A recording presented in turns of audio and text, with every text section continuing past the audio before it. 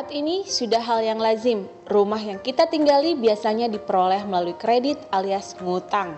Tidak tanggung-tanggung, kreditnya pun biasanya dibuat untuk jangka panjang, antara 10 hingga 15 tahun. Bahkan ada yang 20 tahun. Tapi sebenarnya ada sejumlah strategi yang bisa dilakukan agar cicilan KPR cepat lunas.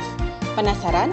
Yuk simak tips dari Agustina Fitria, Financial Planner One Shield.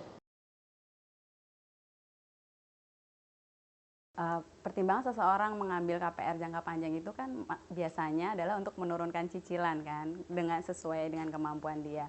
Akhirnya dia mengambil jangka panjang bisa sampai 15, 20 tahun, bahkan 25 tahun.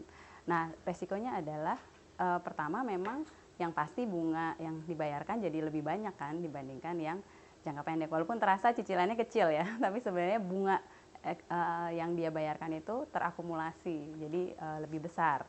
Nah, di situ berarti kan biaya yang dia keluarkan juga lebih besar. Kemudian resiko yang kedua, kalau semakin panjang jangka waktu kan memang seperti ada resiko ketidakmampuan untuk membayar, ya kan? Dia sendiri tidak mampu membayar misalnya karena sakit, kemudian karena dia meninggal. Tapi itu semua sudah di cover karena bank tahu ada resiko itu ya, makanya mereka menerapkan namanya credit life. Jadi makanya KPR itu dibundling dengan asuransi. Jadi nanti pada saat debiturnya gagal bayar karena meninggal akan dilunaskan oleh asuransi. Tapi risiko lain adalah kalau debiturnya itu sakit, ya kan, kemudian dia menjadi kan semakin bertambah usia kan biasanya kesehatan terus menurun. Nah di situ ada risiko kalau dia sakit dia tidak bisa bekerja lagi, akhirnya KPR-nya jadi macet ya. Nah di situ buat debitur juga jadi susah. Nah resikonya seperti itu sih kalau yang untuk jangka panjang.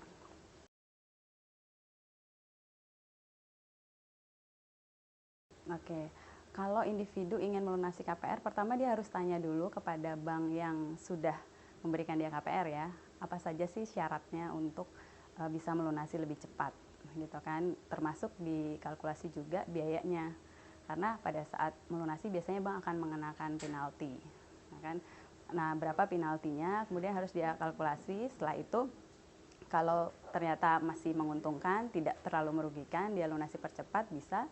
Caranya adalah dia kemudian dia cek kemampuannya dia untuk melunasi, seberapa, dari mana sumber-sumbernya kan. Nah misalnya dia bisa dengan mengurangi gaya hidupnya dia, jadi menurunkan semua biaya-biaya yang selama ini dia keluarkan yang tidak penting, dia bisa kurangi supaya KPR-nya lebih cepat lunas. Atau dari penghasilan tahunan kadang-kadang kan dapat bonus yang besar, nah di situ bisa ditambahkan untuk melunasi KPR-nya. Strateginya kalau tadi sudah bisa menyisihkan lebih banyak dari penghasilan bulanan atau tahunan, nah kemudian yang dia sisihkan itu bisa dia simpan ke dalam produk-produk investasi. Tergantung dia mau melunasinya kapan. Kalau mau melunasinya dalam waktu di bawah 5 tahun misalnya, dia bisa simpankan misalnya di tabungan yang resikonya rendah kan, sehingga nanti dan dipisahkan ya antara tabungan yang biasa dengan tabungan yang memang dialokasikan untuk melunasi.